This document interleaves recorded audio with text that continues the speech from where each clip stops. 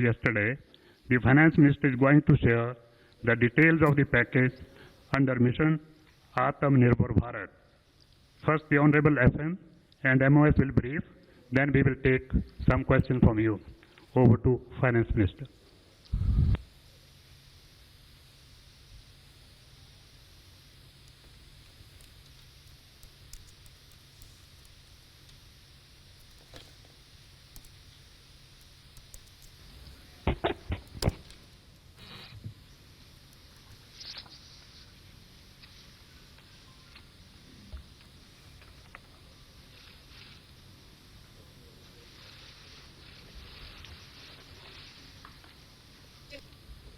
Good afternoon.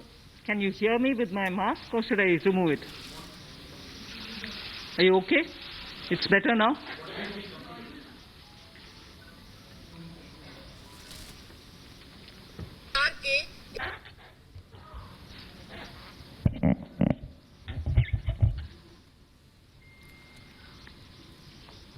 Good afternoon. I'm sure all of you will have heard the Honorable Prime Minister speak last night to the nation. He laid out a vision, a comprehensive vision. And that vision was laid out after wide and deep consultation with several sections of our society. प्रधानमंत्री नरेंद्र मोदी ने देश के लिए आने वाले समय में एक रूपरेखा रखी है और अलग अलग सेक्टर्स के साथ बातचीत करके अलग अलग श्रेणी के लोगों के साथ बातचीत कर वो रूपरेखा रखी है. Spending considerable time to make sure that the inputs obtained are given due consideration and they form a part of the package that's being given to the country. प्रधानमंत्री ने इस बात का पूरा ख्याल रखा है कि जो मशवरा, जो राय हमें अलग अलग राज्यों से, अलग अलग क्षेत्रों से मिली है, उनका ध्यान रखा जाए इस आर्थिक पैकेज में. And to build a very self-reliant India. And that's where this whole initiative is called as Atmanirbhar Bharat Abhiyan. इसे आत्मनिर्भर अभियान नाम इसीलिए दिया गया है कि भारत अपने पैरों पर इस आपदा से निकले और स्वावलंबी रूप से आगे बढ़ सके, आर्थिक उन्नति की ओर आगे बढ़ सके. So for their benefit, I'll just say what it means in the 4 languages, subject of course to perfectionist corrections. Suya Sarva Bharadam in Tamil, Suya Adharita in Telugu, Suyam Asarittan in Malayalam, and Swayam Avalambita in Kannada. Tamil, Telugu, Malayalam और कन्नड़ में आत्मनिर्भर भारत अभियान का जिक्र कर रही हैं वो. So Atmanirbhar Bharat is what we are talking about. And you heard the Prime Minister clearly say that this is going to be resting on 5 important pillars. 5 important pillars.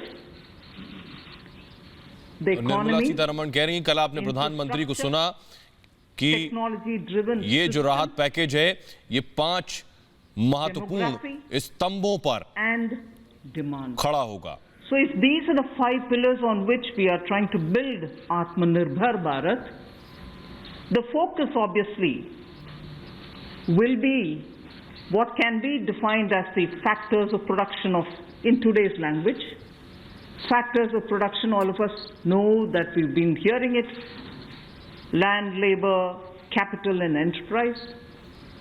Today we recast it, say it the same यानी way, जो पैसा लगाया जाएगा, जो जमीन है, जो परिश्रम यानी श्रमिकों के जरिए, जो मजदूरों के जरिए काम किया जाएगा, ये सब ध्यान में रखते हुए आगे की रूपरेखा तैयार की गई है. उन 5 पिलर्स के ऊपर ये रूपरेखा तैयार की गई है जिनका जिक्र कल प्रधानमंत्री ने अपने भाषण में दिया। Issues of ease of doing businesses, ease of doing, compliance and regulations being due diligence observed, and so on. And in this,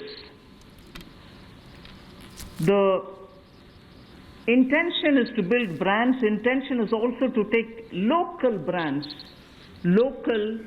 मकसद और कोशिश ये है कि स्वदेशी को कैसे आगे बढ़ाया जाए, कोशिश ये है कि कैसे कारोबार में सहूलियत दी जाए। इसलिए फोकस स्वदेशी पर रहने वाला है, लोकल ब्रांड्स पर रहने वाला है, कैसे उसे आगे बढ़ाया जाए। Atmanirbhar Bharat, it is not to look inwards and cut India to become an isolationist country. It certainly talks about a confident India which can rest on its strengths and also be able to contribute to the globe, the way in which the Prime Minister rightly pointed out. एक आत्मविश्वास से भरा हुआ भारत जो अपनी शक्तियों, अपनी उपलब्धियों पर ही आगे बढ़ सकता है। इस आपदा के समय भी उन शक्तियों पर ही आगे बढ़ने की कोशिश है। And therefore India shall continue contributing to the globe. और भारत न सिर्फ खुद स्वावलंबी होकर आगे बढ़ेगा बल्कि दुनिया के दूसरे देशों की भी मदद कर सकेगा जैसा वो कर रहा है। You've been seeing that the government being led by Prime Minister Modi, even in 2014-19 regime, was a listening, was a sensitive, and also was a responding government. And that is why I list before you the various reform-driven steps which have been successfully taken. It's important for us to recall that now. Even as we talk about building a new India, building an India which is going to be Atmanirbhar. जो राय और मशवरे हमें लगातार मिलते हैं, उनके आधार पर देश में कई रिफॉर्म्स की शुरुआत की और इस समय भी कोरोना के इस आपदा के समय में भी हम उन राय और मशवरों को आगे लेकर ही इस पैकेज की रूपरेखा को लेकर आ रहे हैं आपके सामने। Today, as we look at the migrants, look at the poor, look at the lockdown in their lives and the impact it has made in their lives, the DBT enabled us to directly put money into their accounts, and they didn't even have to go to the bank to collect it. The bank mitras were able to come and deliver the money, and therefore that reform based on Jan Dhan accounts, based on Aadhaar, and based on mobile technology has brought a revolution in this country which many countries do recall now, and many of them are not able to do it. Jan Dhan accounts के जरिए हमने किसानों, श्रमिकों, मजदूरों के accounts में सीधे पैसे डाले और वो अपने आप में एक तरह का रेवोल्यूशन था, अपने आप में किस तरह से एक नई मुहिम थी जो रंग लाई। It wouldn't have been possible to reach out to the poor to have their cooking gas given unless the Ujjwala scheme was so successfully implemented. Swachh Bharat Abhiyan and Ayushman Bharat. And therefore for the poor, during the last tenure, the several schemes which benefited were all reform driven. If I were to talk about agriculture in the same spirit, PM Fasal Bima Yojana, PM Kisan Yojana, which again has come off handy, that we were able to front load the money to the Kisan during this lockdown. Otherwise, Ujjwala योजना, स्वच्छ भारत अभियान, प्रधानमंत्री फसल बीमा योजना, इन योजनाओं के जरिए लोगों तक सीधे उनके खाते में रकम पहुंचाई गई है, राहत पहुंचाई गई है। PSB cleanups happen, public sector banks cleanup after a heavy load of phone banking resulting in NPAs, public sector banks recapitalization, FDI liberalization, ease of doing business reforms which were taken down to the third level of administration governance, IBC reforms, GST reforms, and today because of the GST reforms you're able to see what impact lockdown is having on small and medium businesses. And finally, reforms in other areas, very quickly to recall. National Highway Authority, the TOT plans, the PM airport फसल बीमा privatization, योजना, PM किसान sector योजना, reform, इन सब योजनाओं के which जरिए resulted in किसानों India और becoming a श्रमिकों को power फायदा surplus पहुंचा। country. जो जीएसटी रिफॉर्म हमने किया उसके जरिए लघु उद्योगों को, मध्यम वर्गीय लोगों को फायदा पहुंचा। कई सेक्टर्स में बातचीत के बाद हमने ये राहत पैकेज तैयार किया है और जिस तरह के रिफॉर्म्स हम पिछले कार्यकाल में लाए उनसे इस रूपरेखा में आगे मदद ही मिलेगी। Offering the Atmanirbhar Bharat. This is the foundation. This is the credential with which the Prime Minister has always been on the side of reform, reform for better living in this country, ease of living in this country. और इस राहत package के जरिए और अब तक जो हमने इससे पहले फैसले लिए हैं, ये आत्मनिर्भर भारत की बुनियाद है और यहाँ और इस जरिए से भारत आत्मनिर्भर बनेगा। देश और दुनिया के सामने बहुत सारे संकट खड़े किए और इन चुनौतियों के समय में भी भारत के यशस्वी प्रधानमंत्री आदरणीय मोदी जी अवसर देखते हैं और कहीं ना कहीं पिछले कल का उनका जो देश के प्रति संबोधन था उसमें स्पष्ट तौर पर दिखता है कि आत्मनिर्भर भारत बनाने के लिए ये जो संकल्प उन्होंने लिया है, ये जो सोच अपनी देश के सामने रखी है, इसने एक नई ऊर्जा देशवासियों में भर दी है। जहां अपने घरों तक सीमित थे लोग, आज वो आत्मनिर्भर भारत बनाने के इस संकल्प में जुड़ने जा रहा है और संकट में अवसर देख रहा है। और शायद यही कारण है कि दुनिया के मुकाबले अगर भारत का देखा जाए तो इस लड़ाई में बहुत अच्छे कदम रहे। यहाँ तक कि दुनिया भर के देशों में दवाइयाँ तक पहुँचाने का भी संकट के समय में अगर किसी ने काम किया तो भारत की दवाइयों की कंपनियों ने किया, जिसमें भारत को बहुत प्रशंसा भी मिली है।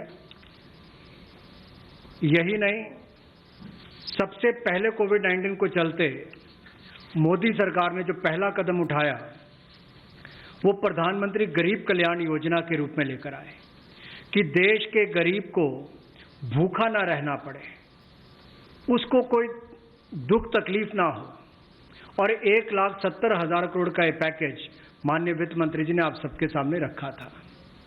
और यही नहीं, कंप्लायंस की कोई दिक्कत ना हो कि आपको कानूनी तौर पर वैधानिक रूप से कोई जो नियमों का पालन कर रहा है उसमें आप रह ना जाएं, तो उसकी भी छूट 3 महीने का मोरेटोरियम पीरियड आपको दिया गया।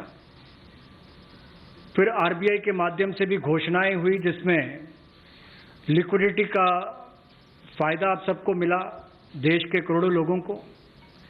तो मेरा मानना यह है कि रिफॉर्म्स की जब माननीय प्रधानमंत्री जी बात करते हैं कि आत्मनिर्भर भारत हमने बनाना है, तो उसके 5 स्तंभ की उन्होंने बात की है, 5 पिलर्स की बात की है, जिसकी विस्तार में उल्लेख माननीय वित्त मंत्री जी ने किया है।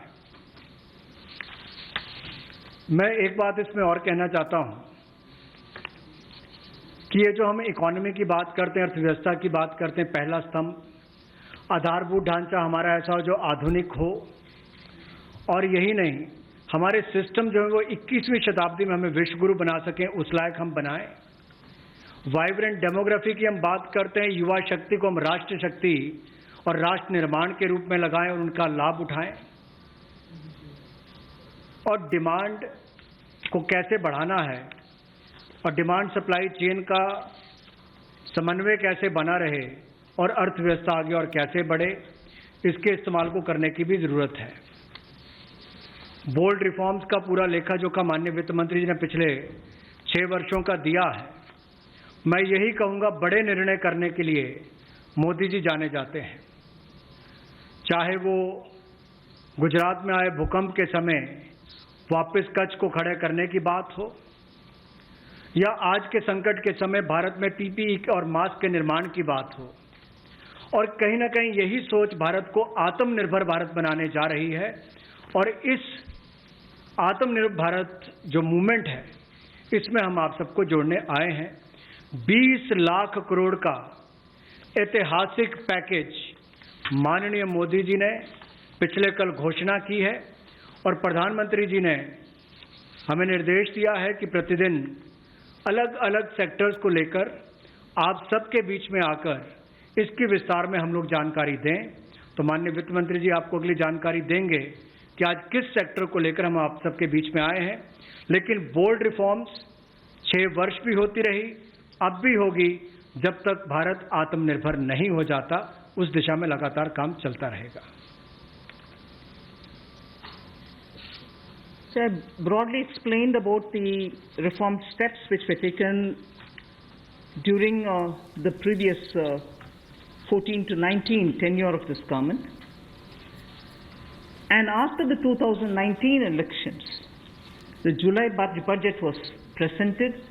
Post that, immediately, in this very hall, we met several times, over several fortnights, when we had to respond to the call of the hour, the need which was felt by the SMEs and many others. And all this only to underline the fact that you are 2019 speaking के with चुनाव जीतने a के बाद, sensitive, a budget responsive पेश करने के बाद and मैं कई a बार आप government लोगों which से मुखातिब believes हुई in हूँ, consultation. लघु उद्योगों की परेशानियों then के लिए, after that, मध्यम the वर्गीय budget जो of परिवार हैं उनकी February परेशानियों के लिए, 2020 और कई बार हमने उन But soon संकट को after came Corona. रिफॉर्म्स के जरिए And और पहल after, करके सुलझाने की कोशिश the की है। Parliament session was concluded. Within hours of the announcement of the lockdown, the PM Garib Kalyan package was announced, about which Amos has briefly referred. The numbers are something which are worth recalling here because we are going to have to build on that. 52,606 crores into DBT account of 41 crore bank account holders, the Jan Dhan account holders.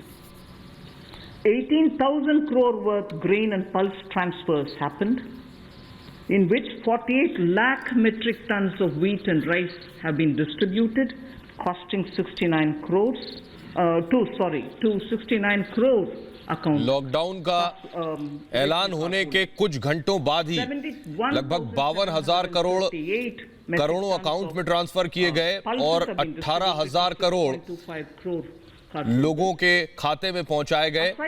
फसल से मुतल्लिक मामलों में जो सीधे direct benefit transfer के जरिए लोगों के बैंक अकाउंट में गए। Scheme which help distribution of free cylinders. Divyang and old age pensioners have all been also given assistance. So after the lockdown, within a couple of hours, meaning within a day or two, we came with that announcement of the Garib Kalyan package.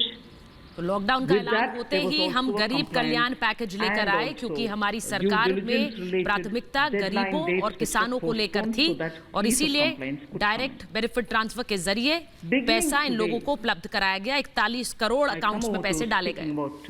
Beginning today, for the next few days, I shall be coming with this entire team before you to put out the details of the vision which PM has put forth yesterday.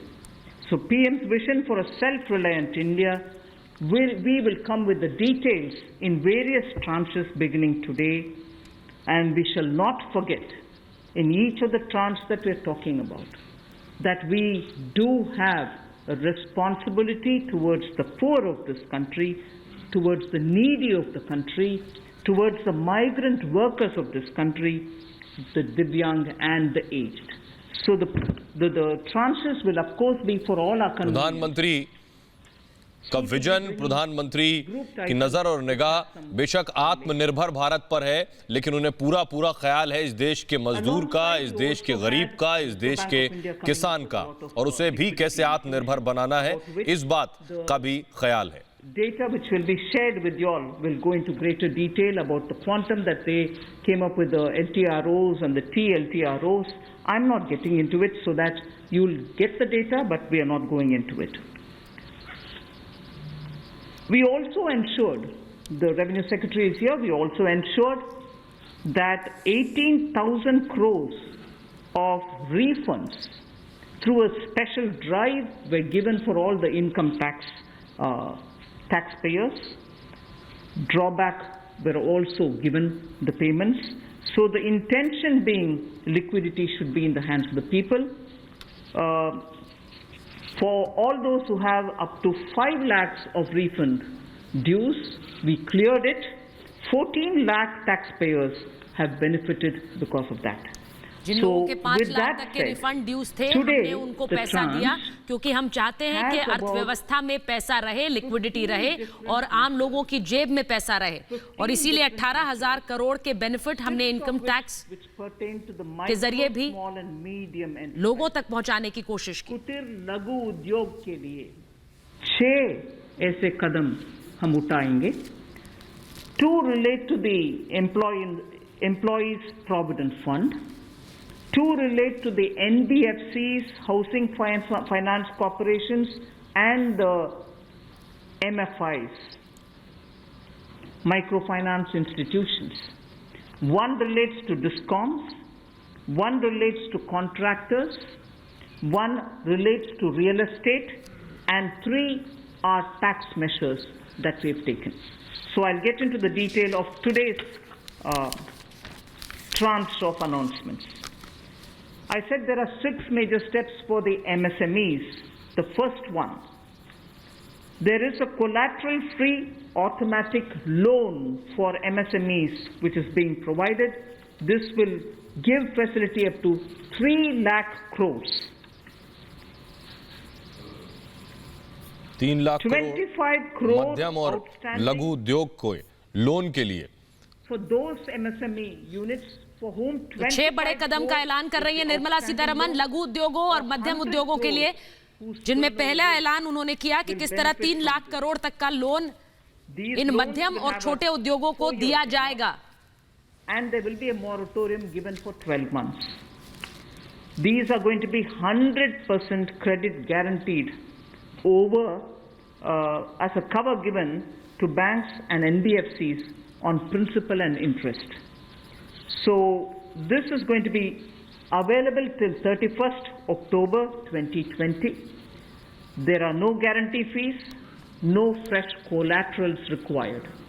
So I guess this will benefit 45 lakh units so that they can resume their business activity and also safeguard jobs. वित्त मंत्री कह रही हैं कि 45 लाख छोटे उद्योगों को इससे फायदा पहुंचेगा, उनसे कोई गारंटी फीस नहीं ली जाएगी और इन उद्योगों को फिर से शुरू करने में इन्हें मदद मिलेगी। कोविड हेल्थ वर्कर्स के लिए 50 लाख रुपए की इंश्योरेंस पॉलिसी का प्रावधान किया गया था। वहीं पर 80 करोड़ गरीबों को 5-5 किलो गेहूं या चावल देने का प्रावधान किया गया और पूरे देश भर में पीडीएस के अलावा अतिरिक्त ये 5-5 किलो उनको दिया गया, पिछले महीने भी और इस महीने भी। इसके अलावा ये प्रति व्यक्ति 5-5 किलो था और प्रति परिवार दाल देने का भी काम किया गया 1 किलो। और इसके अलावा जो हमारे वृद्ध विधवा दिव्यांग हैं उनको भी जनधन खातों में सीधा पैसे डाले गए, 500-500 रुपये, 1000 रुपये उनको टोटल डाला गया। इसके अलावा जो 20.5 करोड़ जनधन योजना खाता धारक थे, ऐसे 41 करोड़ खातों में भी 52,606 करोड़ रुपया अब तक ट्रांसफर कर दिया गया है। 8 करोड़ उज्ज्वला योजना के जो उपभोक्ता हैं उनको मुफ्त में तीनों महीने 1-1 सिलेंडर देने की बात हुई थी, जब तक उनको सिलेंडर की आवश्यकता है। उसकी प्रक्रिया भी शुरू हो गई और दे भी दिए गए। यहाँ तक कि जो पीएम किसान के लिए भी 2,000 रुपया ऐसे करोड़ों किसानों के खातों में उसको ट्रांसफर कर दिया गया। तो जितनी घोषणाएं उस पीएम गरीब कल्याण योजना के अंतर्गत की गई थी, उन पर सारे कदम भारत सरकार द्वारा उठाए गए और करोड़ों भारतीयों को इसका लाभ माननीय प्रधानमंत्री नरेंद्र मोदी जी के माध्यम से मिला है। जहां तक व्यापारी वर्ग की बात है, आम आदमी की बात है, कंप्लायंस का बर्डन उसके ऊपर ना आए, घर से बाहर नहीं जाते थे, तो उसके सामने जो संकट था कि वो कैसे समय सीमा रहते अपनी कंप्लायंस पूरी कर सके, उसमें भी उसको छूट दी गई और उसको भी 3 महीने आगे बढ़ाया गया, जिससे उसको लाभ मिला है। आरबीआई ने भी जो महत्वपूर्ण घोषणाएं की, उससे लाखों करोड़ रुपए की लिक्विडिटी मार्केट में आई है, जिससे पूरे देश को लाभ मिला है और इसकी जानकारी आप सबके सामने पहले भी रखी है। केवल आज एक बार फिर आपके ध्यान में लाने की ज़रूरत पड़ी तो उसको किया है। एक जो मीडिया के माध्यम से हमारी जानकारी हमें मिली और जो वीडियो कॉन्फ्रेंस और बाकी सब वार्तालाप बाकी लोगों से हुआ, मध्यम सूक्ष्म लघु उद्योग, कुटीर उद्योग, घरेलू उद्योग जो है, इन सब के सामने बहुत बड़ी मुसीबत थी कि पैसों की भारी कमी थी। इन सब के लिए क्या किया जाए, ये भारतीय अर्थव्यवस्था की रीढ़ है। ये जो हमारा सूक्ष्म लघु मध्यम उद्योग है, कुटीर उद्योग है, गृह उद्योग है, इन सबका एक बहुत महत्व है। 12 करोड़ से ज़्यादा लोगों को ये रोजगार देते हैं। तो ऐसे कारोबार और व्यापार करने वाले, विशेष तौर पर एमएसएमई सेक्टर जो है, इसके लिए आज एक बहुत बड़ी घोषणा है कि collateral free automatic loan 3 lakh crore रुपए का मध्यम सूक्ष्म लघु कुटीर और गृह उद्योग को मिलेगा।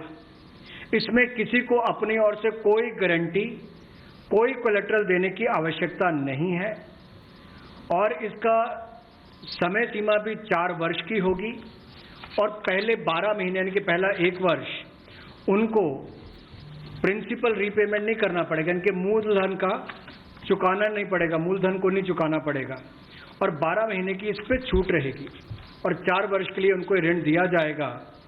तो 3 लाख करोड़ रुपए का ये ऋण, ये हमने बगैर किसी गारंटी, बगैर किसी कोलेटरल के भारत के मध्यम सूक्ष्म लघु उद्योग, कुटीर और गृह उद्योग के लिए मोदी सरकार ने करके दिया है। I just move to the next one, which is about a 20,000 crore subordinate debt proposition which we are bringing. If the earlier one, which was just now explained by the MOS, was for standard MSMEs who, because of lockdown, couldn't move forward because they didn't have money, they didn't have cash coming in. So for buying raw materials or paying the wages, if they had a problem, you had that emergency credit line which we spoke about just a minute ago. Now I come to talking about subordinate debt through which we want to infuse about 20,000 crores. These are meant for stressed MSMEs. So if you're providing for the standard, you're now providing for the stressed MSMEs. Now the stressed MSMEs do have a problem of equity. So for them, through a subordinate debt provision, we want to provide about 20,000 crore liquidity. 2 lakh MSMEs are likely to benefit from this.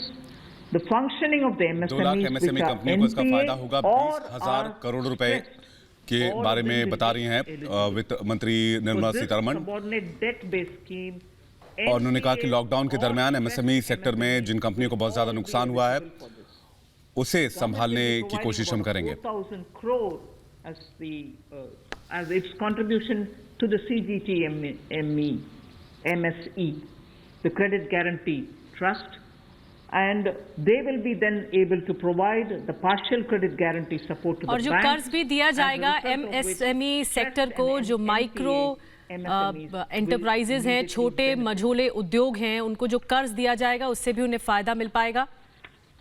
तनाव में जो 3 सूक्ष्म लाख लघु करोड़ का जो मध्यम loan दिया उद्योग जाएगा या उससे कुटीर फायदा उद्योग मिलेगा। है, उनकी इन परिस्थितियों को देखकर गौण कर्ज या अधीनस्थ ऋण के रूप में 20,000 करोड़ रुपए का प्रावधान इन स्ट्रेस्ड एमएसएमईज के लिए किया गया है ताकि इनकी जो कमी आती थी उस कमी को दूर किया जा सके और इसमें भी लगभग 2 लाख से ज़्यादा मध्यम लघु सूक्ष्म कुटीर उद्योग को लाभ मिलने वाला है और ये 20,000 करोड़ का गौण ऋण ये तनाव वाली एमएसएमईज को दिया जाएगा। The next of the MSME linked steps that we are taking, this is the third. There is a fund being created for infusing about 50,000 crore as equity into the MSMEs. इस sector के भीतर fund of fund भी बनाया जा रहा है, जिसके तहत 50,000 करोड़ यानी 50,000 करोड़ का जो इक्विटी है, इक्विटी मार्केट है, इससे फायदा मिल पाएगा, ताकि जो छोटे उद्योग हैं, मझोले उद्योग हैं, उन तक सीधा फायदा पहुंच सके।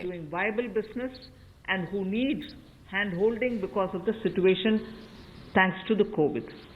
So this fund of fund with a corpus of 10,000 crores through mother fund and daughter fund framework will be able to provide the growth potential MSMEs greater support.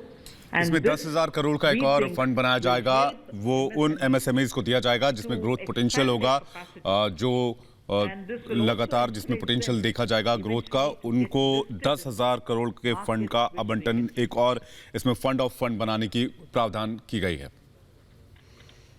जो मध्यम लघु सूक्ष्म उद्योग अच्छा कर रहे हैं, विस्तार करना चाहते हैं, आगे बढ़ना चाहते हैं, लेकिन उनके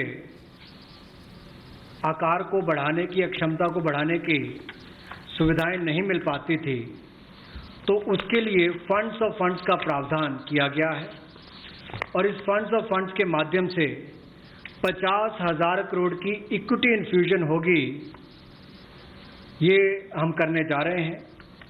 इससे इन सभी अच्छा काम करने वाले मध्यम लघु सूक्ष्म उद्योगों को अपना आकार और क्षमता बढ़ाने का अवसर मिलेगा। The next one is something which all of us have been waiting for a long time, about the definition of MSMEs. I'm sure you heard from several sources that this discussion has been going on. We have now come to a stage where we can happily announce that the definition is being changed in favor of the MSMEs. Because there was always this fear in very successful MSMEs also, that if they outgrow the size of what is defined as an MSME, they lose the benefits that they get as an MSME itself. So outgrowing this definition meant outgrowing and going out of बदल के इसमें और वो उद्योग, छोटे उद्योग भी शामिल किए जाएं, जिन्हें फायदा पहुंच सके सरकार की स्कीम का। Now what we are coming with is a change in the definition of MSME so that they need not worry about growing in size. They will still be able to get quite a lot of benefits which otherwise as an MSME they had got. हम MSME की परिभाषा बदलने जा रहे हैं, इससे उन सबसे छोटे व्यापारियों को भी फायदा होगा जो ज्यादा बोझ लेकर काम नहीं कर पाते, उनको फायदा देने की कोशिश है। That investment limit which defined an MSME is being revised upwards, so you can be a slightly more निवेश की सीमा को भी रिवाइव किया जा रहा है, जो MSME सेक्टर में निवेश की सीमा है उसे भी बदला जा रहा है। Which is shown in the chart there, but the idea is even with an increased investment, you'll still be defined only as an MSME. You shall not get out of the benefit which is given to you as an MSME. यानी जो इस sector में फायदे निर्धारित हैं, इस क्षेत्र में जो छोटे मझोले क्षेत्र आते हैं, इसमें जितने भी उद्योग आते हैं, इसमें जो फायदे निर्धारित हैं स्कीम के तहत, वो सभी फायदे मिल पाएंगे, वो सभी बेनिफिट्स मिल पाएंगे और निवेश की सीमा बढ़ाने के साथ ये फायदा और ज्यादा पहुंच पाएगा। Additional turnover size is being brought in, and earlier the distinction which prevailed between manufacturing unit and therefore their definition was on slightly different account. Service units, their definition was on slightly different criteria. Now that differentiation between manufacturing and service MSME are being removed. Manufacturing MSME or service-based MSME बड़ी बात कह रही है वित्त मंत्री कि जो अब तक तुलना की जाती थी कि मैन्युफैक्चरिंग यूनिट्स, जो प्रोडक्शन यूनिट्स हैं वो अलग होते हैं और सर्विस यूनिट्स अलग होते हैं, अब इसकी परिभाषा बदल के हमने सबको मिला दिया है। अब MSME सेक्टर में मैन्युफैक्चरिंग यूनिट्स भी आएंगे, सर्विस यूनिट्स भी आएंगे और निवेश की सीमा भी बढ़ेगी। So they'll still be called a micro unit even if the investment is up to 1 crore. Now, in that, service investments of 10 lakhs were called as micro earlier. Now, because the distinction is removed, service also will have the benefit of being called a micro unit, even if the investment is 1 crore. अगर Over 1 and lakh above तक it, का I did 1 crore say तक का निवेश भी that किया in है तो भी addition वो to investment micro as a units में ही definitional गिना जाएगा। criteria, we are bringing in the criteria of वित्त मंत्री ये बता रही हैं कि जो टर्नओवर की सीमा है, your investment can be up to साल 1 भर में जो crore, कंपनी का उद्योग का and your टर्नओवर होता है turnover उसकी can be Seema up to है, 5 crore, उसे निर्धारित किया गया है, you नई can परिभाषा दी be गई है। as micro. This or that. Your investment can be 1 crore and your turnover can be 5 crore. Up to 5 crore, you will be micro enterprise. And so on. So small will be up to 5 crore, manufacturing enterprise. Services was up to 2 crore. Now the definition is changed to 10 crores and 50 crores. तो Investment सालाना and जो so on. Turnover And so होता on. है MSME में, micro, small और medium enterprises में, उसमें जो निवेश और कारोबार की जो रकम की सीमा है वो बहुत ज्यादा बढ़ा दी गई है, जिससे कि ज्यादा से ज्यादा मेक इन इंडिया को बढ़ावा दिया जा सके। कम दहलीज होने के कारण ये लगातार संकट रहता था कि अगर हम इससे बाहर जाएंगे तो हमें जो हमारे बेनिफिट्स मिलते हैं, लाभ मिलते हैं, उससे हाथ धोना पड़ेगा। और यही कारण था कि हमारे कुटीर, सूक्ष्म, लघु उद्योग कभी बड़ा बनने का सपना नहीं देखते थे, और सपना देखते भी थे तो ये जो सीमा इसके लिए रखी गई थी, कम दहलीज थी, इसके कारण ये बड़े नहीं हो पाते थे। और कहीं ना कहीं जो आज कंपटीशन है उसमें फिर ये बहुत पीछे रह जाते थे। वर्षों लंबित मांग है, वर्षों से मैं सुनता आ रहा हूं, चौथी बार एमपी बन गया, कब से शुरू हो रही, आज तक वही मांग है। मैं धन्यवादी हूं प्रधानमंत्री मोदी जी ने इस पर ये कदम उठाने के लिए कहा है। और जो पहले क्राइटेरिया था कि मैन्युफैक्चरिंग यूनिट जो है वो 25 लाख से कम इन्वेस्टमेंट की होगी तो माइक्रो में आएगा, और सर्विस एंटरप्राइजेज जो थी वो 10 लाख तक की अगर उसने इन्वेस्टमेंट की होगी तो माइक्रो में आएगा। अब इसमें एक बदलाव किया गया है कि निवेश की लिमिट को तो बढ़ाया गया है, साथ में कारोबार को भी जोड़ा गया कि आपने व्यवसाय या कारोबार कितना उस वर्ष में किया है। तो इसको इन्वेस्टमेंट को बढ़ाकर माइक्रो के लिए 25 लाख से बढ़ाकर 1 करोड़ तक की जो इन्वेस्टमेंट करेगा वो माइक्रो यूनिट कहलाएगा। और ये मैन्युफैक्चरिंग और सर्विसेज दोनों के लिए एक ही क्राइटेरिया रहेगा, तो सर्विस सेक्टर को भी माइक्रो में आने का लाभ मिला है। तो 1 करोड़ से कम निवेश करने वाले को माइक्रो इंडस्ट्री में जो 5 करोड़ तक का व्यापार कारोबार करेगा उसको माइक्रो कहा जाएगा। स्मॉल वाले के लिए 10 करोड़ तक का निवेश और 50 करोड़ तक का कारोबार करने का प्रावधान, और मीडियम जो है उसमें 20 करोड़ तक का निवेश और 100 करोड़ तक की टर्नओवर। तो आप कल्पना कीजिए कि कल तक जो शायद मीडियम वाले के लिए आता था वो आज आपके स्मॉल वाले के लिए भी उससे बेहतर ऑप्शन आकर खड़ी हो गई। तो इससे हमारे कुटीर, सूक्ष्म, लघु, मध्यम उद्योग को बहुत बल मिलने वाला है।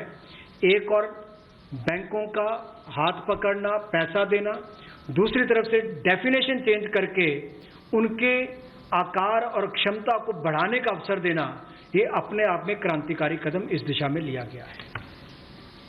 I move to the 5th step in the MSMEs. I said total 6 measures are getting announced today. Of the 6, the 5th one is that for government procurement, tenders up to 200 crores will no longer be on global tender route, meaning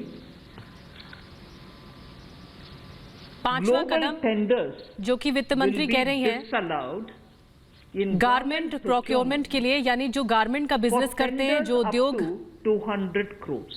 कपड़ों का business करते हैं, अभी तक 200 करोड़ तक का tender होता था, Were unable to supply those big अब वो नहीं mother होगा। units, as you may call, big large companies, who they were serving all the while.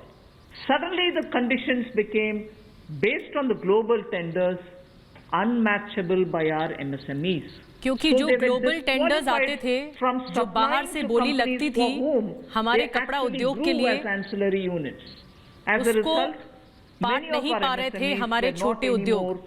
able to participate in supplying products to many of these और जो large प्रतिस्पर्धा units. थी वो बढ़ गई So थी। by bringing इस वजह this से condition now, we are saying ये for कदम global आगे बढ़ाया tenders जा रहा है 100 कि जो crores ग्लोबल of- टेंडर्स होते हैं particularly for government उसको कम procurement, करने की कोशिश they है। need not be global tenders at all.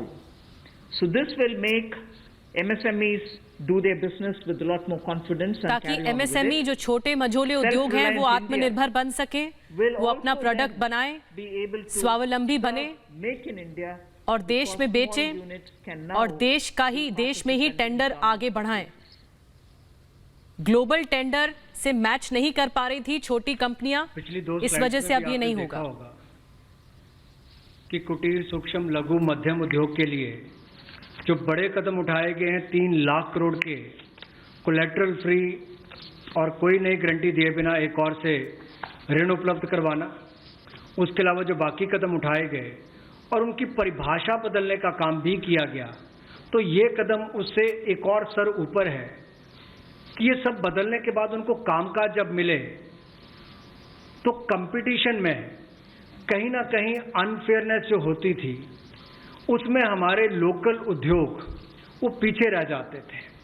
तो लोकल को बल, लोकल से ग्लोबल तक जाने की बात जो कल तक प्रधानमंत्री जी ने कही, उसी दिशा में एक ये कदम है। लोकल के लिए वोकल भी, लोकल को बल भी, लोकल से ग्लोबल भी। तो ये इसीलिए ग्लोबल टेंडर्स जो हैं ये 200 करोड़ तक से कम वाले जो हैं, इसमें यानी कि 200 करोड़ से कम वाले में ग्लोबल टेंडर्स नहीं होंगे। इसमें हमारे सूक्ष्म लघु मध्यम उद्योग को लाभ मिलेगा और कहीं ना कहीं आत्मनिर्भर भारत की जो हम बात करते हैं उस दिशा में कदम ये भी उठाया गया है। The sixth step towards MSMEs is post-COVID trade fairs, exhibitions are going to be very difficult.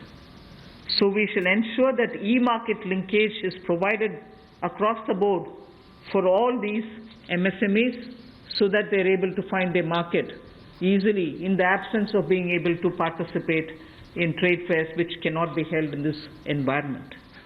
Also, very importantly, Government of India and also CPSEs, where there are receivables by MSMEs, we now announce that within the next 45 days, all their receivables will be cleared. The CPSEs and Government of India will honor every MSME receivable within the next 45 days. इसी तरह से एक बार फिर कुटीर सूक्ष्म लघु मध्यम उद्योग के लिए ये जो चुनौतियां कोविड-19 के समय शुरू हुई कि घरों तक सीमित होना पड़ा और आप कहीं जाकर सामान बेचने में दुविधा आती थी, तो ई मार्केट लिंकेज करने की बात की, क्योंकि ई कॉमर्स का आजकल ज़माना भी आया है, वो भी होगा।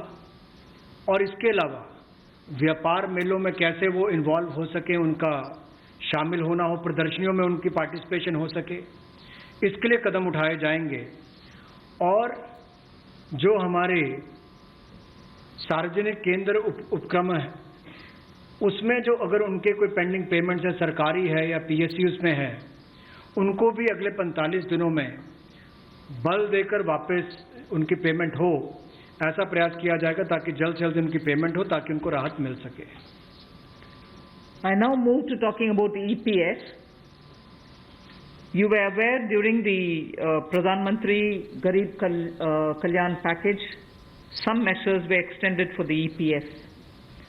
In that, we had said units which have 100 workers, 90% of whom are earning less than 15,000 rupees, will be able to draw from their EPF from the funds because they needed money in their hands. We have now, and for the 3 months, the payment of EPF also was given relaxation. What I would now like to say before you is liquidity relief is being given for all EPF establishments. प्रधानमंत्री गरीब कल्याण योजना के तहत जो लोगों को पैसे मिलते थे, जिनके अकाउंट में पैसे जाते थे, लिक्विडिटी को लेकर वित्त मंत्री कह रही हैं कि इसमें रिलैक्सेशन दिया गया है, राहत दी गई है ताकि लोगों तक ज्यादा से ज्यादा पैसा पहुंच सके।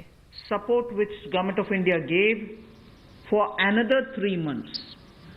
We had given it for March, April, and May up to May 2020. The payments were made into their eligible accounts by Government of India for March, April, and May. बड़ा ऐलान किया गया है कि 3 महीने का जो पेमेंट होगा उनके अकाउंट्स में जाएगा, उन लोगों के अकाउंट्स में जाएगा जो कि प्रधानमंत्री गरीब योजना से जुड़े हुए हैं, स्कीम के तहत जुड़े हुए हैं। मार्च, अप्रैल और मई तक के ये तीनों महीने तक के पेमेंट जाएंगे। Is now being proposed to be provided by extending this contribution for the next 3 months also. June, July and August 2020, the EPF contribution will be paid by Government of India. And this तो EPF contribution के बारे में, यानी कि आपके PF के खाते में जो सरकार का हिस्सा जाता है, जो लोग अभी काम नहीं कर रहे हैं, जिनका पीएफ अकाउंट है, और उनको सरकार ने पहले मार्च, अप्रैल और मई में पीएफ कंट्रीब्यूशन के लिए कहा था, ईपीएफ कंट्रीब्यूशन के लिए। अब सरकार इसे एक्सटेंड करके जून, जुलाई और अगस्त तक बढ़ा रही है।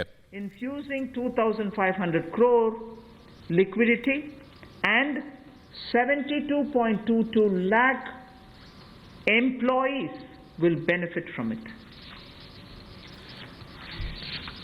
1,70,000 करोड़ के प्रधानमंत्री गरीब कल्याण पैकेज में एक सुविधा दी गई थी कि ईपीएफ जो है, प्रोविडेंट फंड जो है, वो 12% जो कर्मचारी उसका भी और जो नौकरी देने वाला उसका भी 12% भारत सरकार देगी।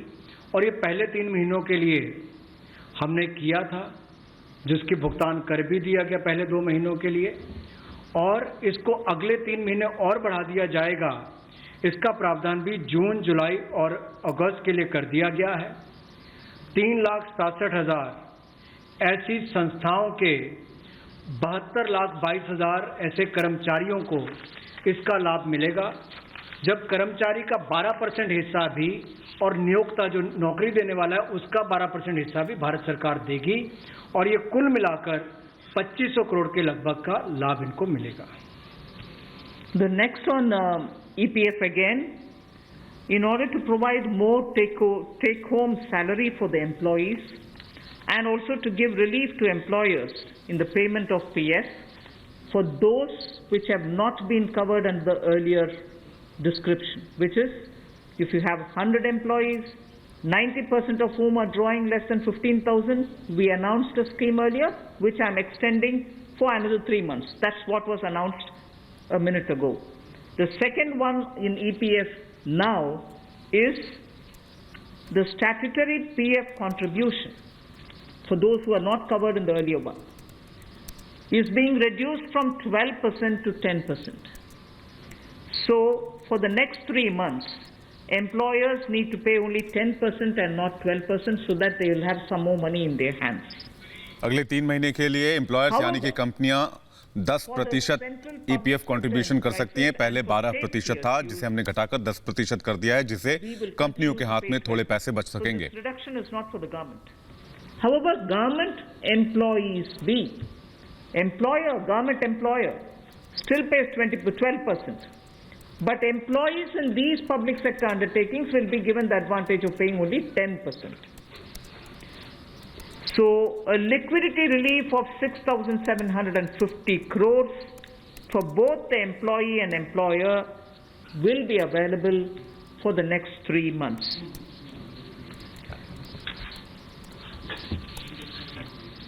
एक और प्रावधान, क्योंकि आज के समय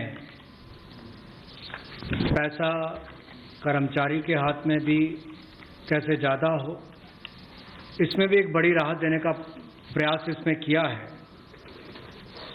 कि जो ईपीएफ कंट्रीब्यूशन है, जिनका ईपीएफ का योगदान है, वो ऐसे संस्थानों के लिए और कर्मचारियों के लिए 12% से कम करके 10% अगले 3 महीनों के लिए किया गया है। इससे कर्मचारी भी और संस्थान दोनों को लाभ मिलेगा। लेकिन जो सरकारी हमारी संस्थान है, सेंट्रल पीएससीज हैं, इनके लिए 12% ही रहेगा, उसमें कोई बदलाव नहीं किया गया है।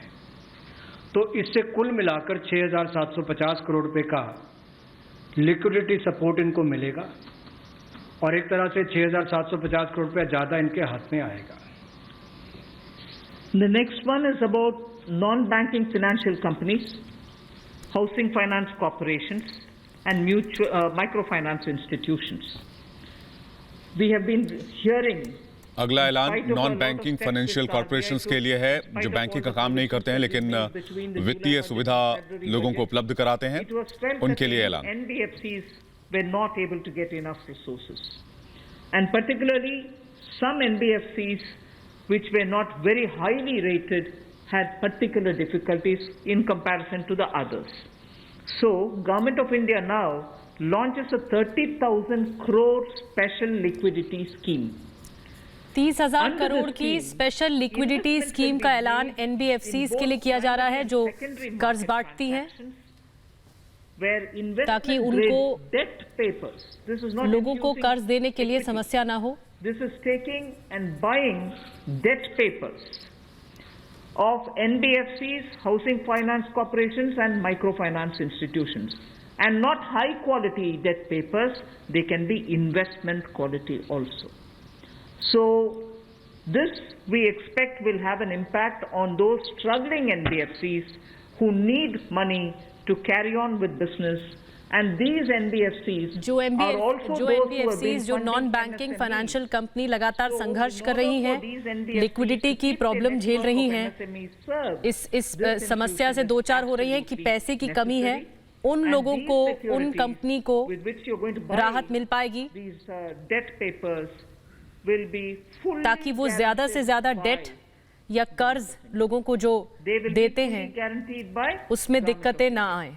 We hope that this will also bring in a lot of difference for NBFCs who have access to small and micro units, and therefore we want to ease the flow of credit through these NBFCs who have only not so good debt papers in their hands.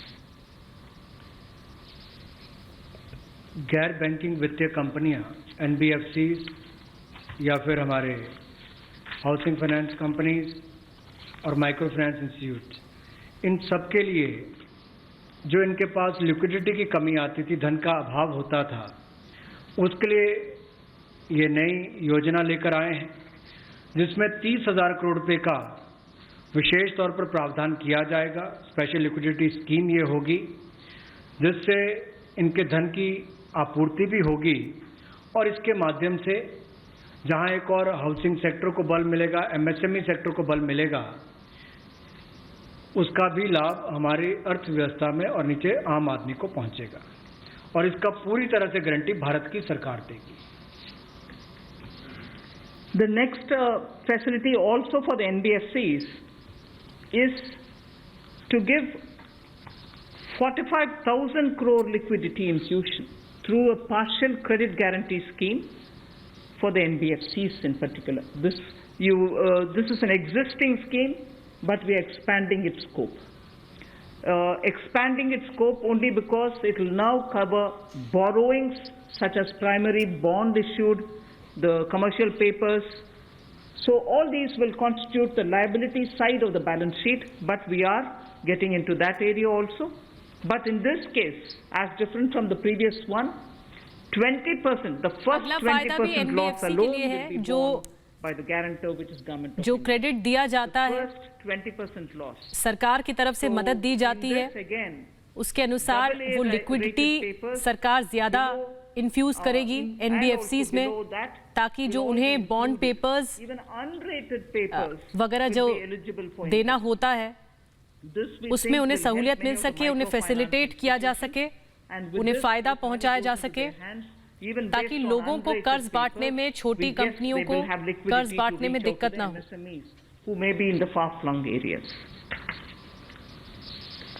जहां पहली 30,000 करोड़ की liquidity guarantee scheme लेकर आए थे,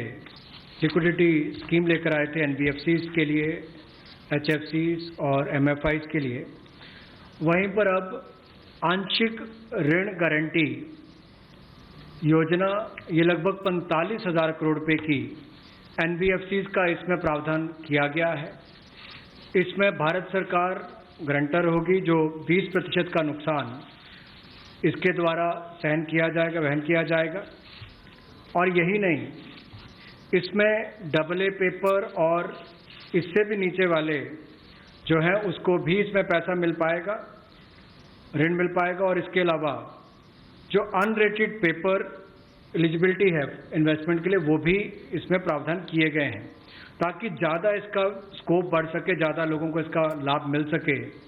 और कुल मिलाकर इससे भी नई लैंडिंग जो है, यानी कि कर्जा दिया जा सके सूक्ष्म लघु मध्यम उद्योग को और आम नागरिकों को भी मिल सके, उसके लिए इसका प्रावधान किया गया है। I move over to talking about the DISCOMs. DISCOMs today are facing unprecedented cash flow problems. They desperately need help. Otherwise, they are unable to pay the power generating companies. You know, all the states, DISCOMs are in serious crisis. So in order to help them, there is a emergency liquidity injection which is happening to the extent of 90,000 crores. जितनी भी power generated कंपनियां हैं राज्यों में, वो इस वक्त ICU में हैं, बहुत ज्यादा क्राइसिस का सामना कर रही हैं और सबसे ज्यादा लिक्विडिटी का सामना कर रही हैं, लिक्विडिटी की कमी का सामना कर रही हैं। ऐसे पावर जनरेटेड कंपनियों को बढ़ावा देने के लिए, फायदा पहुंचाने के लिए 90,000 करोड़ तक का सरकार स्कीम के तहत फायदा पहुंचाएगी। And at a time when we are talking about Atmanirbhar Bharat, at a time when we are also rightly claiming the credit for having made India a surplus power generating country, we've reached a stage where DISCOMs don't have money because they're sitting with receivables. So we are now making a provision, a one-time provision for PFCs and RECs to infuse that money into the DISCOMs against their receivables, and who in turn, this will be done with the state issuing guarantees. The guarantee, the amount which is being infused on guarantees being given by states. Now, obviously, having received that infusion of money, the DISCOMs will pay the GENCOs. GENCOs in turn will clear their dues and keep the cycle moving. Now, what does this do to the customer? The customer, we want the benefit to be passed on to the customer. We are in fact telling the central public sector generation companies that they shall give rebate to those DISCOMs which shall pass these benefits to the final customer.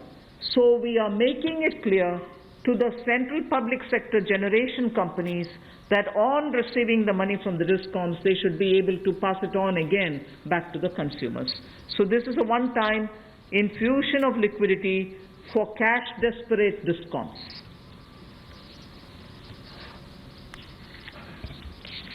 बिजली वितरण कंपनियों की आय में जो भारी कमी आई है और लेनदारी जो इनकी कई राज्यों से बढ़ी है, उसके कारण भी ये अभूतपूर्व नकदी प्रवाह की स्थिति इनको देखनी पड़ रही है। इन परिस्थितियों में आम उपभोक्ता को भी नुकसान ना हो, बिजली उत्पादन करने वाले भी और बिजली वितरण करने वाले भी इस अभूतपूर्व समस्या में कहीं उलझकर ना रह जाएं, इसके लिए 90,000 करोड़ रुपए का प्रावधान डिस्कॉम्स के लिए किया गया है, बिजली वितरण कंपनियों के लिए किया गया है। और ये 90,000 करोड़ रुपया जो बिजली वितरण कंपनियों को दिया जाएगा, वो पावर फाइनेंस कॉरपोरेशन और रूरल इलेक्ट्रिफिकेशन कॉरपोरेशन के माध्यम से दिया जाएगा।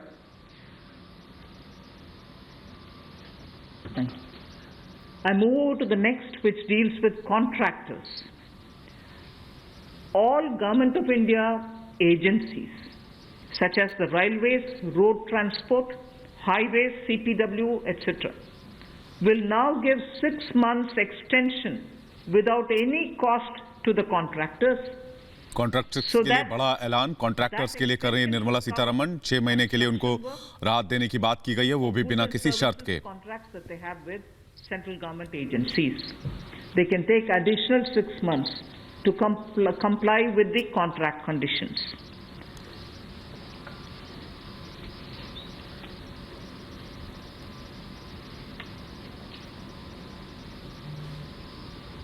I didn't get it. Up to 6 months. Bharat So the extension is up to 6 months, is what I'm being told. Okay. Covers construction. This shall cover construction contractors को work. 6 महीने का or वक्त cover और दिया जाएगा जो शर्तें It उनके लिए also लगाई गई थी उसमें cover 6 महीने की completion relief of works and intermediate milestones that they may have. This will also cover and extend concessional period which is given in PPP contracts. So even the concessional periods will get extended up to 6 months. And in order to facilitate greater liquidity which they can obtain, government agencies will partially release bank guarantees to the extent of the partially completed contracts. So if a particular contract is completed to some extent and not fully, to that some extent the partial bank guarantee will also be released so that the cash flow will improve. जहां एक और पहले 200 करोड़ तक के tenders global नहीं होंगे, एक वो राहत दी गई। अब उसके बाद जो अभी काम हमारे कॉन्ट्रैक्टर्स कर रहे हैं देश भर में, चाहे वो रेलवेज का हो, सड़कों का हो, हाईवेज का हो, सेंट्रल पब्लिक वर्क्स का हो, अलग अलग डिपार्टमेंट्स के हों, क्योंकि कोविड के कारण ये समस्या खड़ी हुई, तब उनको 3 महीने से ज़्यादा 6 महीने तक की राहत इसमें दी जा सकती है एक्सटेंशन के रूप में, ताकि उनको कोई खामियाजा ना भुगतना पड़े। और जो ऑब्लिगेशंस थी उनकी, उसके कारण दिक्कत आ सकती थी, इसलिए प्रावधान किया गया है ताकि मुकदमेबाजी या बाकी सब ना हो और मानसिक रूप से भी ठीक रहे और अच्छा काम करके समय पर पूरा कर सकें। तो 6 महीने तक की इनको राहत दी गई। और यही नहीं, जो पीपीपी कॉन्ट्रैक्ट है उसमें भी जो कंसेशन पीरियड है उसमें भी ये राहत 6 महीने तक की दी जा सकती है, पर मैक्सिमम जो है 6 महीने तक हो सकता है। केस टू केस मैटर करेगा। और जो सिक्योरिटी दी जाती थी पार्शियल, उसको रिलीज किया जा सकता है आंशिक रूप से। मान लीजिए मैं कोई ठेका लिया है, 70% किसी ने काम किया और उसके एवज में उसकी आंशिक रूप से वो बैंक गारंटी को वापस किया जा सकता है, ताकि उसके पास और लिक्विडिटी और काम करने के लिए आ सके। एक बहुत बड़ी राहत इस तरह से कॉन्ट्रैक्टर्स को भी देश भर में देने का एक प्रावधान किया है। 80% की होगा तो उसके अनुसार, 60% की होगा तो उसके अनुसार, लेकिन कुल मिलाकर उसके पास पैसा ज्यादा आए ताकि वो काम काज में उसको कहीं दिक्कत ना आए। I've come to the last two of today's announcements. One relate to the real estate, which is what I'm doing now. The next has real estate sector के लिए निर्मला सीतारमण अब ऐलान करने जा रही हैं। उन्होंने कहा कि 2 और महत्वपूर्ण बिंदु पर बात करूंगी आज। पहला real estate, on the real estate and the next is on the taxation. In the real estate matter, the Urban Development Ministry shall issue advisory to the states and the union territories so that the regulatory authorities are real given clear estate sector picture के लिए जो शहरी that Vikas they can मंत्रालय treat the है COVID-19 वो advisory जारी की गई है ताकि जो राज्यों में रियल एस्टेट से जुड़ी कंपनियां हैं In उन other तक words, ये they can advisory treat it पहुंच as सके। an act of God, and to that extent be flexible about the execution of the contract signed. This will also mean that with the necessary changes, they will have to issue fresh project registration certificates. They can extend the registration and the completion dates. Suo motu, they can do it by 6 months for all registered projects, expiring on or before जितने भी registered 25th March projects हैं, जो भी under construction buildings हैं, उनमें 6 महीने की रियायत दी जाएगी। जो बिल्डिंग बनाने वाली है, जो घर बनाने वाली कंपनीज हैं, वो 6 महीने का इजाफा कर सकती हैं अपने कॉन्ट्रैक्ट में, 6 महीने को आगे बढ़ा सकती हैं, कंप्लीशन डेट में बदलाव कर सकती हैं। The project was registered on or after 25th March 2020. So there need not be individual applications separately for it. They can suo motu do it. They can also issue fresh उन्हें इसके लिए कोई project application registration देने की जरूरत नहीं पड़ेगी। ये एडवाइजरी राज्य सरकारों को भेज दी जाएगी, वो स्वतः संज्ञान लेकर सुओ मोटो ये कर पाएंगे, जो भी बिल्डर हैं या फिर जो भी कंपनीज हैं। Fixed because of the coronavirus will not suffer. These measures we think will de-stress developers and real estate industry, which is already in difficulty, will benefit with the new timelines. तो नई समय सीमा से developers को और कोविड-19 घर बनाने वाली कंपनियों को फायदा होगा। हमारे रियल एस्टेट प्रोजेक्ट्स पर भी पड़ा होगा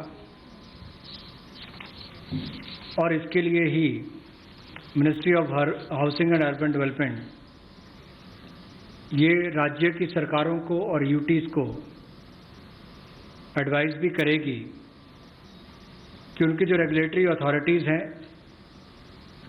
वो एक प्रावधान करें कि जो रजिस्ट्रेशन और कंप्लीशन डेट है उसको सुओ मोटो 6 महीने तक आगे बढ़ा दिया जाए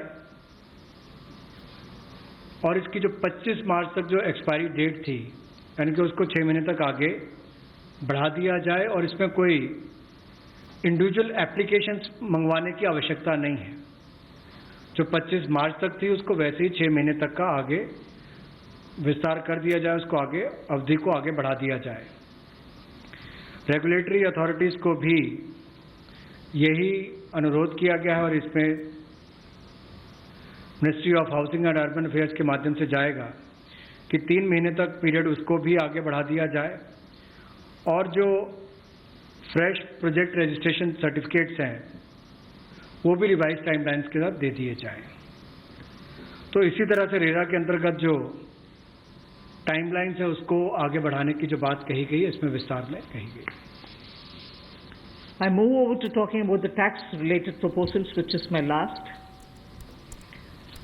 You're fairly familiar with the TDS and the TCS. और अब आज का अंतिम ऐलान, आज की अंतिम घोषणा जो टैक्स से जुड़ी हुई है। Tomorrow, till 31st March 2021, reduce the TDS rates and the TCS rates by 25% of the existing rate. So if the existing rate is 100, it will be reduced by 25%. This shall apply to all payments, if they are payments for contracts or professional fees or interest or rent or dividend or commission or brokerage. All of these will be eligible for this 25% rate reduction. Through this, and as I said, this will be coming into force from tomorrow and last till March 31st, 2021. And this we think, this tax reduction related we matter think पर will वित्त मंत्री Nirmala release Sitharaman कह रही हैं कि 25% तक ये आ गया है और कल से ये लागू होके 31 मार्च 2021 तक जाएगा। समय सीमा बताई गई है टीडीएस को लेकर, टैक्स डिडक्शन एट सोर्स, जो कि कंपनियां टीडीएस फाइल करती हैं रेट्स हैं और इससे related matter non salaried payment वालों को, रेजिडेंट्स को, और टीसीएस रेट जो है उसमें 25% की कटौती की गई है फाइनेंशियल ईयर 2020-2021 के लिए और इससे 50,000 करोड़ रुपए का लगभग लाभ आम जनता को मिलने वाला है। यानी कि अगर मेरा 100 रुपया बनता था तो मैं 100 रुपये की बजाय अब 75 रुपये दूंगा और उसमें 25% की कटौती की गई है। तो एक बहुत बड़ी राहत गैर वेतनभोगी इन सबके लिए, non salaried payment to residents, इनके लिए की गई है। The next is a set of dates which are getting extended for direct tax, some of the measures that we are taking. All pending refunds to charitable trusts and non-corporate businesses and professions, including that of proprietorship, partnership, LLP and cooperatives, shall be issued immediately. I did mention at the beginning that we have already refunded quite a lot of refunds which were either 5 lakhs or lesser to individuals who waited for their refund for a long time. तो जितनी भी And संस्थाओं to का that, pending refunds बचे हुए हैं people had वो benefited. Refund जल्द से जल्द Now, रिलीज किया जाएगा सरकार की तरफ से, ये भी ऐलान करते हुए वित्त मंत्री। Trust, non corporate businesses, professions, proprietorships, partnerships, LLPs and cooperatives, many of whom can be very small. Many of these are in cooperative sectors, many are MSMEs, many are small partnerships.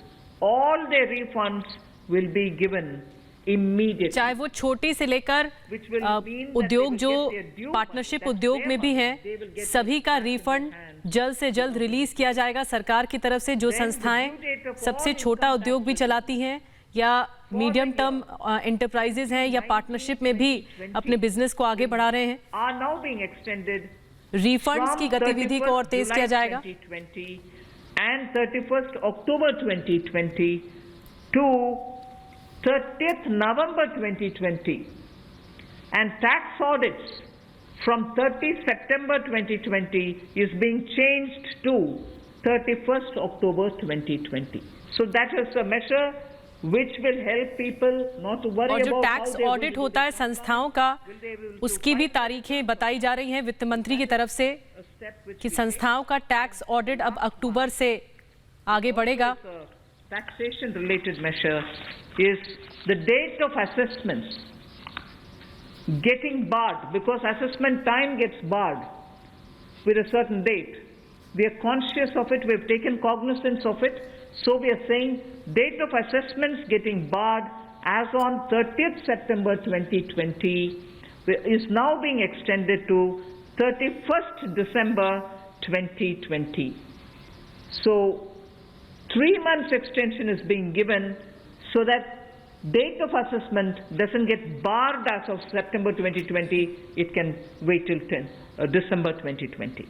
And also, those getting barred on 31st March 2021, we are saying this in advance, those getting barred as of 31st March 2021 are being extended to 30th September 2021. There are clear now, again 6 months extension for those March. We are telling that in advance. 31st March 2021, which we are getting debarred, will now be moving over to 30th September 2021. And the last point that I would want to share with you all for this evening is, you know, we've launched this Vivad Se Vishwas scheme for making payment, and there was a component that you had to pay 10% extra if it is beyond a certain date. Now, without any additional amount which is to be paid, in total, the whole Vivad Se Vishwas scheme is getting extended up to 31st December 2020. And for this extension, no extra payment. और विवाद से विश्वास जिस scheme की घोषणा निर्मला सीतारमण ने इस बार के बजट में की थी, उसका जिक्र कर रही हैं, उसे बढ़ा दिया गया है और उसमें किसी भी तरह की शर्त नहीं होगी अब, और उसमें भी सहूलियत दी गई है। रिफंड 14 लाख से ज़्यादा लोगों को अब तक वापस कर दिए गए थे। उसके अलावा जो उससे ऊपर वाले, उसकी भी प्रक्रिया शुरू, और बहुत सारे लोगों को वो भी वापस कर दिए गए हैं जो रिकॉर्ड समय के अंदर किए गए। अब इसके अलावा जो पेंडिंग रिफंड्स हैं, चाहे वो चैरिटेबल संस्थाओं के हों, ट्रस्ट के हों, या नॉन कॉरपोरेट बिजनेस या प्रोफेशंस के हों, यानी कि प्रोप्राइटरशिप, पार्टनरशिप, LLP, कोऑपरेटिव्स, इनको भी जल्द ही इनके रिफंड्स इशू कर दिए जाएंगे ताकि पैसे की कमी कहीं पर ना आए। इनकम टैक्स की रिटर्न के लिए जो ड्यू डेट थी वित्तीय वर्ष 2019-20 के लिए,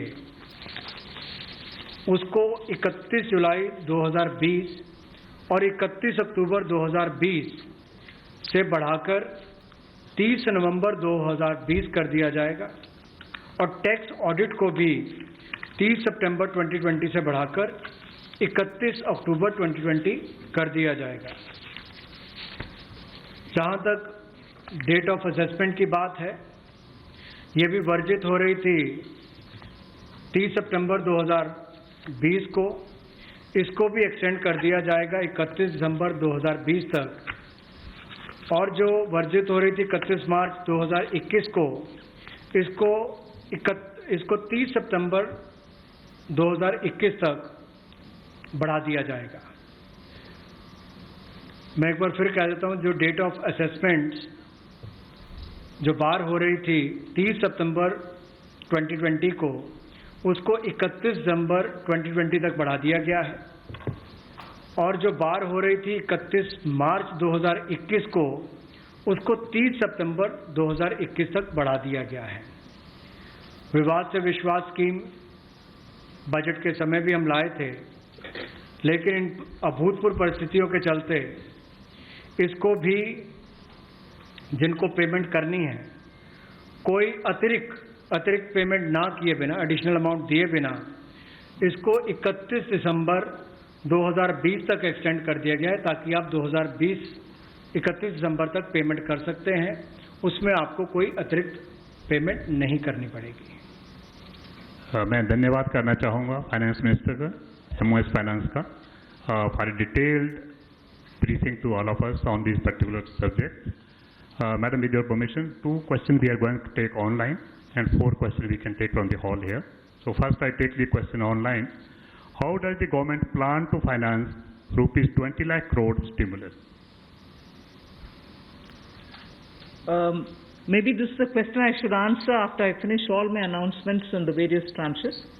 But government has also given a slightly altered schedule, the borrowing schedule. So that is one of the ways, that is, I repeat, that is one of the ways in which we are also expecting to finance. But the other details about how exactly are we going to get financing this will be probably more appropriately answered after we finish announcing all the tranches. Okay. Number 14.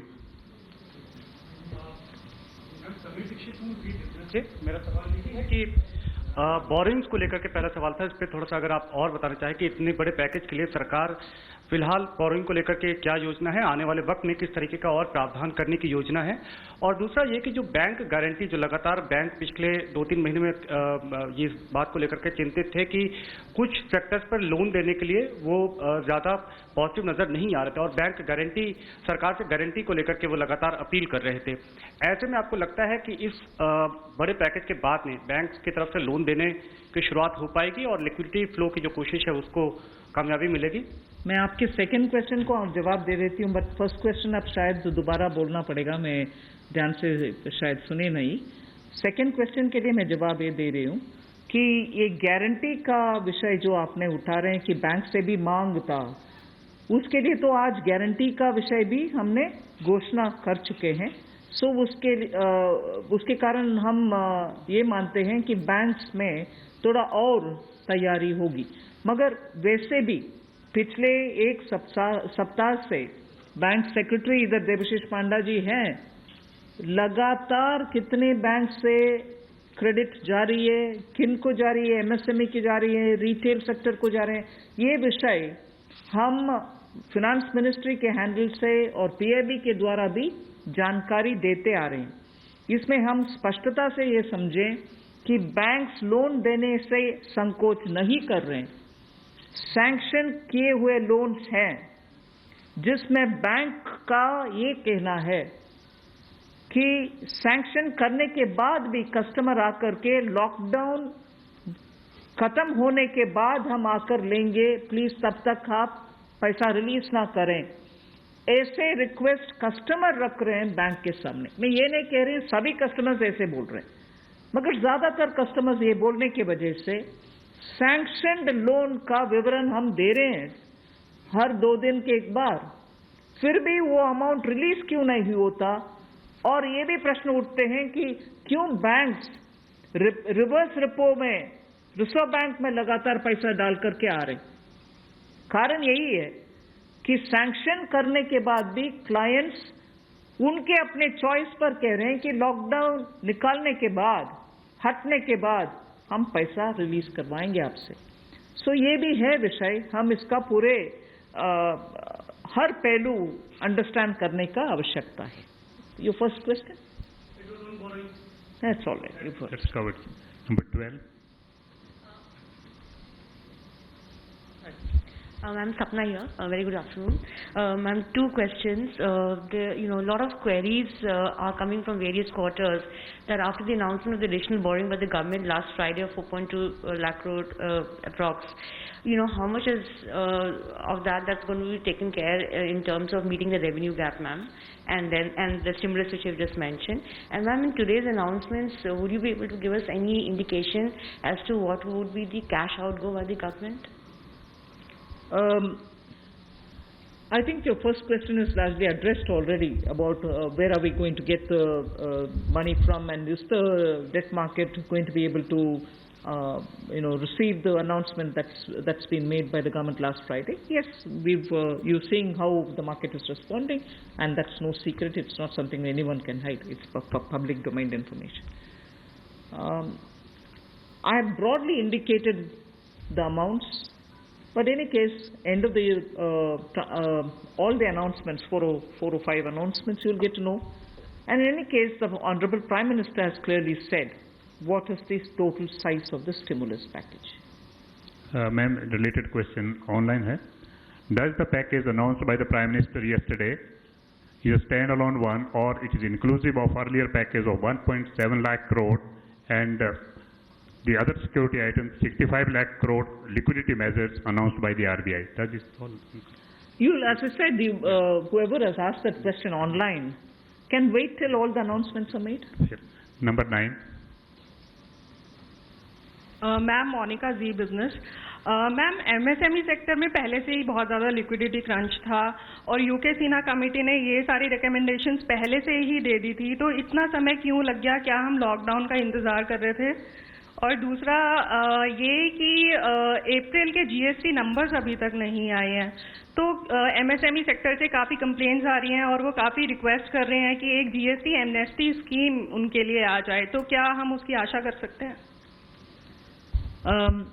MSME के लिए अभी इतनी सारी घोषणा, पता नहीं मुझे क्यों आप उसको लॉकडाउन के लिए हम इंतजार के कौन इंतजार करते हैं जी? लॉकडाउन के लिए आप क्षमा कीजिए, मुझे कैसे उसका जवाब देना है पता नहीं चल रही है। मगर एमएसएमई के लिए हम धीरे धीरे जुलाई बजट में भी घोषणा किए, उसके बाद पार्शियल गारंटी का अनाउंसमेंट भी हुआ, फरवरी के बजट में भी एमएसएमई के लिए बहुत सारे कदम हमने उठाए, और अभी कॉम्प्रिहेंसिवली स्ट्रेस्ड हो, एनपीए हो, सस्टेनेबल और वायबल यूनिट्स हो, उन सब के लिए अलग अलग हिस्से पर एमएसएमई के लिए स्टेप्स उठा रहे हैं। और जीएसटी रेवेन्यू के ऊपर रेवेन्यू सेक्रेटरी को मैं बोलूंगी कि प्लीज। नंबर 30। आपने जो सवाल पूछा कि जीएसटी का जो अप्रैल महीने का फिगर अभी तक डिक्लेयर नहीं किया है, आपको मालूम है कि जीएसटी के जो रिटर्न्स फाइलिंग के डेट्स है वो सब एक्सटेंड हो गए हैं। एक बार जब अगर एक्सटेंड कर दिया जाए कि हमने बहुत सारे रिटर्न्स कहा है कि जून तक भरना है, या जो 5 करोड़ से ज़्यादा के जो लोग हैं उनको भी हमने टाइम दिया है, तो एक्सटेंशन देने के बाद अब जो ये जो फिगर्स है इसके बारे में स्पष्ट स्थिति जो है तो हमें 30 जून तक ही मिल पाएगा हमें। तो इसीलिए हम लोगों ने उस फिगर को अभी तो जो लोग पैसे दे पा रहे हैं वो दे पा रहे हैं, बाकी लोग 30 जून तक उनको अवधि दी गई है, उसके बाद ही हमें स्पष्ट स्थिति मालूम पड़ेगा कि कितना पैसा आया, किन लोगों ने रिटर्न फाइल किया है। जहाँ तक कि आपने एमएसएमई की बात की, जीएसटी रिफंड इस एक महीने में, अप्रैल महीने में टोटल इस फाइनेंशियल ईयर में अब तक करीब 11,000 करोड़ लोगों को जीएसटी का रिफंड दे दिया गया है। 11,000 करोड़ एक महीने में, और उसकी संख्या भी मैं बताऊं अगर तो करीब 27,000 लोगों को आईजीएसटी का रिफंड मिला है, और जो बाकी जो जीएसटी का जो रिफंड है करीब 1,39,000 लोगों को जीएसटी का रिफंड मिला है। Madam Sunil Prabhu, NDTV. Just 2-3 points. One, of course, was on the fiscal deficit. Where do you keep the target now? Because this is something that nobody visualized. Prabhu, just may I intervene? Please focus your question on today's briefing part, because as Madam told, It's part of that, sir. 4-5 series briefing will be here, so please focus for the today's briefing. That is one part of it, madam, the fiscal deficit and, the states asking for FRBM and, certain measures which you have been part of the deliberations in that aspect. The second is is that when you say the EPF and this package that is being given to MSMEs, especially, there is unemployment that is taking place. How are you going to safeguard that, through various measures vis-a-vis this, and what exactly is the outlay that we are envisaging in terms of from the finance minister? You've actually sort of spread like a bird's eye view of what's going to come. So I might want you to wait for the next announcements. 33. Yeah. That's why I said it's spreading. 33. Ma'am मैं शैलेश हूँ NI से। Ma'am MSME को लेकर आपने तमाम announcement करे हैं, उसमें 2-3 तो क्लैरिफिकेशन चाहूँगा। एक तो जो एमएसएमई की डेफिनेशन आपने चेंज करी है, उससे कितनी कंपनीज को बेनिफिट होगा, और जो 200 करोड़ से ऊपर के जो टेंडर हैं, जो फॉर ग्लोबल टेंडर्स आते थे, कितने लोग जो हैं उससे, कितने ग्लोबल टेंडर्स उससे बाहर हो जाएंगे। और मैम एक सवाल मेरा ये है कि जो आज आपने अनाउंसमेंट करा है और जो इंफ्रास्ट्रक्चर का 1 लाख करोड़ का जो आप लोगों ने टारगेट करा है, उसमें से कितना इसमें अनाउंस हुआ है या अलग है कुछ? मैं ये प्रश्न जो आपने उठाया ग्लोबल टेंडर के विषय में, कोई बाहर नहीं होंगे लोग, इसमें पार्टिसिपेट करने के लिए हम कदम उठा रहे हैं ना। अगर ग्लोबल टेंडर का आवश्यकता नहीं है, जिसके वजह से स्मॉल एंड मीडियम इंडस्ट्रीज उसमें भाग लेना मुश्किल समझ रहे हैं, हम उस रिक्वायरमेंट को ही हटा दिया कि ग्लोबल टेंडर कॉल फॉर ना करें, जिससे 200 करोड़ से कम वाले गवर्नमेंट प्रोक्योरमेंट में एमएसएमई भाग लें। एक्सक्लूशन नहीं है, इंक्लूशन होगा। Last question 104। वो आंकड़ा मैं बाद में दूंगी। अभी the intention of that definitional change is to have more companies remain as micro, small and medium enterprises. Growing के वजह से वो इस डेफिनेशन से बाहर ना हो जाएं, इसके लिए कितने यूनिट बेनिफिट होंगे, if anybody of the secretaries have that information they can give, नहीं तो हम आपको कैलकुलेट करके देंगे कि इतने यूनिट इससे दोबारा एमएसएमई के डेफिनेशन के अंदर आएंगे। मैं आमिर हूँ न्यूज नेशन से। एक ब्रॉड पिक्चर को लेकर के एक सवाल है कि जो लॉकडाउन की स्थिति हुई उसके बाद से अब तक भारतीय अर्थव्यवस्था को कितना नुकसान पहुंच चुका है, और दूसरा ये कि जो ये आपका स्टिमुलस पैकेज है 20 लाख करोड़ का, लॉकडाउन की स्थिति आगे भी बढ़ती है अगर, और ये स्थिति ऐसे ही बनी रहती है, तो इससे इसको कितना अर्थव्यवस्था को फायदा पहुंचेगा और कितना अब तक नुकसान अर्थव्यवस्था को हो चुका है? आप दोनों प्रश्न इतना स्पेकुलेटिव प्रश्न पूछ रहे हैं, मेरे से जवाब देना मैं आसान नहीं समझ रही हूँ। अगर lockdown continue, how can I answer? 1 second, lockdown के वजह से क्या नुकसान हुआ, आंकड़ा करने के लिए अभी समय नहीं है। हम रिस्पॉन्ड कर रहे हैं जिससे न्यू इकोनॉमी उभर कर आना है और सभी स्ट्रेंथ के साथ उनके बिजनेस रिवाइव करना है, उस रास्ते पे हम चल रहे हैं। इसीलिए I can't answer even your first question, I am sorry. Where from this question is coming? Please, just last question has already been taken. I know that there are large number of questions today, but friends, as we are meeting regularly for next 2-3 days, so please, it's end of thought, sir. I thank Madam and thank MOF. Thank you very much.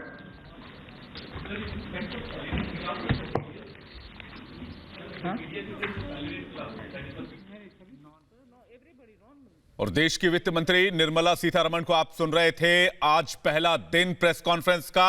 MSME sector के लिए बड़ा ऐलान किया, power sector के लिए बड़ा ऐलान किया, इसके अलावा हाउसिंग सेक्टर के लिए बड़ा ऐलान किया और साथ ही साथ टैक्स को लेकर कई बड़े ऐलान किए। माइक्रो, स्मॉल, मीडियम एंटरप्राइज के लिए कई बड़े ऐलान और राहत की घोषणा की। इसके अलावा टैक्स के मामले में भी कई राहत देने की कोशिश की। हमारे साथ इस पर बातचीत करने के लिए जुड़ रहे हैं Rajiv Chawla, founder and chairman of integrated association